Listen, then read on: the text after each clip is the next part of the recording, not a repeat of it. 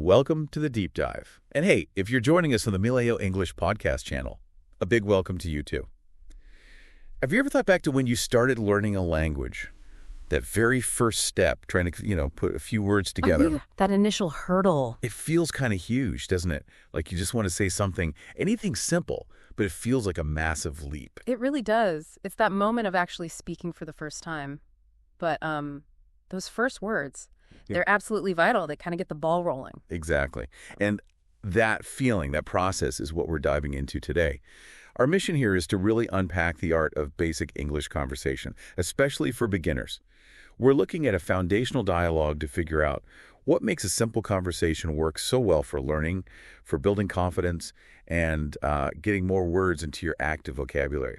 It's all about those core building blocks, isn't it? The foundations of just chatting every day. And the really interesting thing, which we'll explore, is that you don't actually need super complex sentences or tons of words to start making connections. It's more about using a few key patterns really effectively. Okay, so let's jump right in.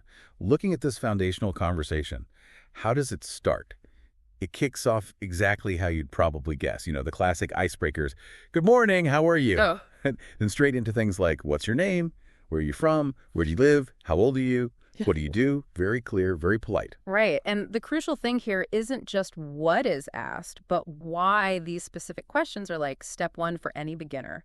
They create a kind of, a predictable structure, a safe space almost. This question-answer format is super consistent.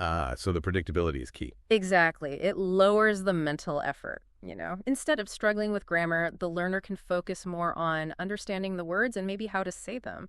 It's like learning to ride a bike with training wheels. Much less scary. That makes a lot of sense. Yeah. So it's not just simple verbs, but the pattern itself helps.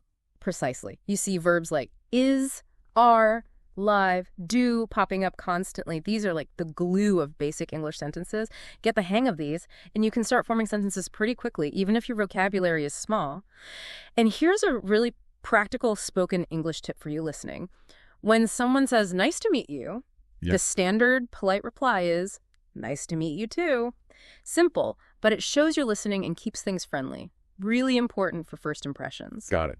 Okay, so after those initial basics, the conversation starts to open up a bit more, moving beyond just facts. This is where you get questions like, do you have any siblings? Do you like to travel? What is your favorite food? Do you have any pets? And it keeps going. What do you like to do in your free time? What kind of music do you like? Can you speak any other languages? Even things like favorite seasons, sports, movies, cooking, hobbies. Right. See how it gradually moves from who are you to what are you like? It's expanding the circle. And notice the patterns again. Do you have and do you like? These are incredibly useful question frames for beginners. Because they're versatile. Super versatile. You can swap out the nouns and verbs easily. Pets, siblings, travel, cooking. But the basic structure stays the same. This lets learners practice expressing preferences and talking about their lives using fairly simple grammar. They focus on the content words. So speaking with that idea of simple structures, how does someone keep the conversation flowing without constantly repeating the full question back? Is there a shortcut? Yes. Perfect point. And this leads to another key spoken English strategy, the phrase, what about you? Simple, but effective. Incredibly effective. It's smooth, it's natural. Instead of having to say, okay, now what is your favorite food? Well, you just tack on, what about you? It invites the other person to share, keeps the conversation balanced, and feels much more like a real chat. It's a workhorse, that phrase. Yeah, I can see how useful that would be. Okay, then the conversation really broadens out, doesn't it? It covers so much ground.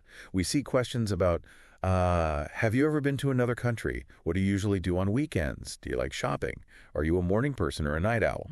Daily life stuff. Favorite holidays, exercise, dancing, TV shows, favorite fruit, drinks. I mean, the list just goes on and on.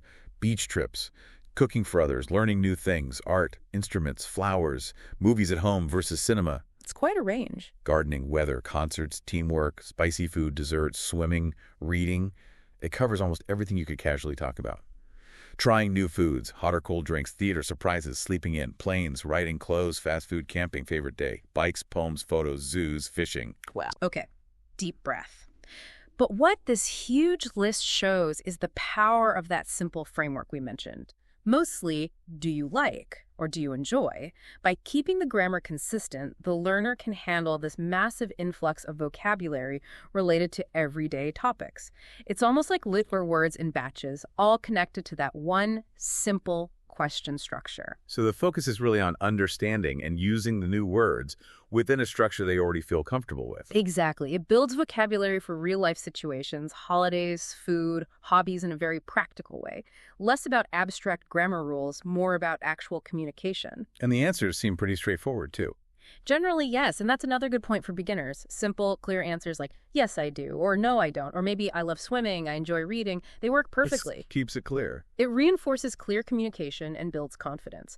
You don't need complex answers at this stage. Of course, the next step might be adding a little detail like, yes, I do, especially on weekends, but the simple answer is a great start. Makes sense. And then finally, how does this conversation wrap up? It seems just as polite and structured as the beginning. You have phrases like, it was really nice talking to you, and the reply, yes, it was great chatting with you too. Then things like, I hope we can talk again soon. Absolutely, I'd like that. Followed by, have a wonderful day, you too, take care, and finally, goodbye. Right. And these aren't just, throwaway lines. They're really important for what we call pragmatics, the social rules of language. How so? Well, they signal the end of the conversation clearly and politely. No awkward silences or just walking away. They provide closure. And they leave a good feeling. Exactly. Phrases like, I hope we can talk again, explicitly open the door for future chats, which is great for language practice and building connections. It ends the interaction on a positive, friendly note. It's like the social punctuation mark at the end. So pulling this all together then, what we've seen is that this basic conversation, which might look almost too simple on the surface, is actually packed with really smart strategies for beginners. Simple questions, predictable structures, clear answers, useful connecting phrases like, what about you, and a way to cover lots of everyday topics. It's kind of a blueprint, isn't it?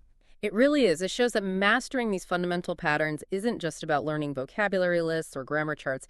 It's about building the confidence to actually use the language. It's about being able to connect with another person, even in a simple way. And ultimately, that connection, that ability to communicate, that's the real power of learning a language, wouldn't you say? It opens up the world. Absolutely. It's about communication, not perfection. So a final thought for you listening today. Based on these building blocks we've talked about, what's one simple question you could try asking someone new today? Just to start a conversation, think about how even these basic exchanges can lead to understanding and maybe even a new connection. And hey, if you found this deep dive useful, especially if you're on your English learning journey, please do give this video a like, maybe share it with a friend who could use it, and definitely subscribe to the Mila and Leo English Podcast channel for more insights like this. Your support really helps us continue exploring these topics. It does indeed. Thanks for diving deep with us today.